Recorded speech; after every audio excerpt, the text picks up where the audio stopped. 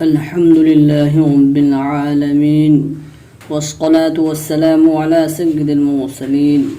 أما بعد، فأعوذ بالله من الشيطان الرجيم. بسم الله الرحمن الرحيم. सबक नंबर 2, हरूफ मुरक्कबात। हरूफ मुरक्कबात किसे कहते हैं? दो या उससे ज़ायद हरूफ मिलकर एक मुरक्कब बनता है। मुरक्कब हरूफ को मुफरद हर्फ की तरफ अलग अलग पढ़ें।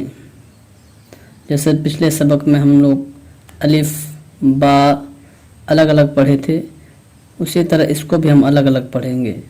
इस सबक में भी तलफ़ुज़ की अदायगी का ख़ास ख्याल रखते हुए मारूफ़ यानी अरबी लहजा में पढ़ें। जब दो या उससे ज़ायद हरूफ मिलकर लिखे जाते हैं तो उनकी शक्ल कुछ बदल जाती है। अक्सर हरूफ का सर लिखा जाता है और धड़ छोड़ दिया जाता है। जो हरूफ मुरक्कब होने की हालत में एक जैसे लिखे जाते हैं उनकी नुक्तों के रद्दो बदल से पहचान करें। जैसे बा, नून, ता एक जैसे लिखे हुए पर इसमें नुक्ता होने की वजह से पता चल रहा है कि ये बा है, नून है, ता है। आइए हम सबक नंबर 2 को शुरू करते हैं। अलिफ, अलिफ, लाम, अलिफ, लाम, अलिफ, लाम, अलिफ, लाम, अलिफ, बा, अलिफ, बा, अलिफ, नून, अलिफ, नून, अलिफ, ता, अलिफ, ता, अलिफ, या, अलिफ, या, अलिफ, फा, अलिफ, फा, अलिफ, शीन, अलिफ, शीन, अलिफ, सीन, अलिफ, सीन, अलिफ, फा, अलिफ, फा, अलिफ, क़ाफ़, अलिफ, क़ाफ़, अलिफ, जीम, अलिफ, जीम, अलिफ, खा, अलिफ, खा, अलिफ, हा, अलिफ, हा, अलिफ, आइन, अलिफ, आइन, अलिफ, गैन, अलिफ, गैन, अलिफ, साद,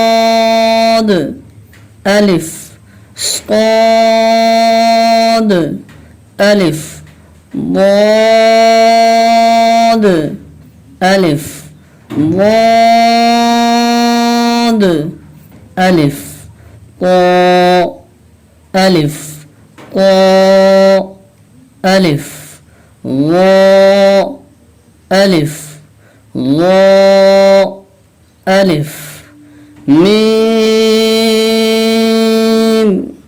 अलिफ, मीम, अलिफ, हा, अलिफ, हा, अलिफ, काफ,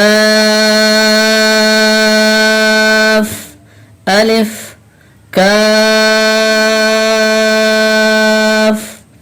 अलिफ, लाम, বা লাম বা কাফ বা কাফ বা কাফ তা কাফ তা কাফ সা কাফ সা কাফ ফা কাফ ফা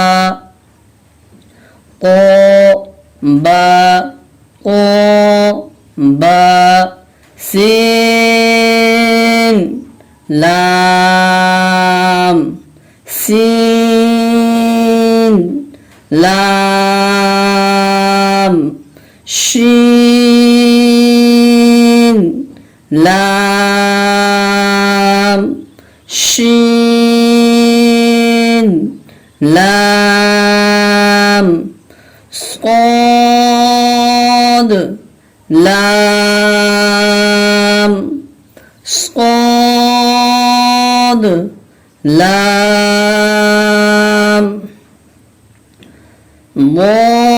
ضاد لام ضاد لام فا لام فا لام قاف لام قاف لام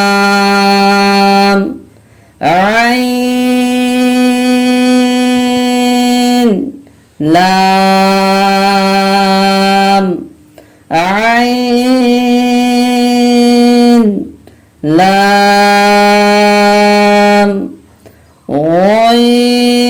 غين لام غين لام كاف لام كاف لام كاف نون كاف نون طاء نون طاء نون ظاء نون ظاء نون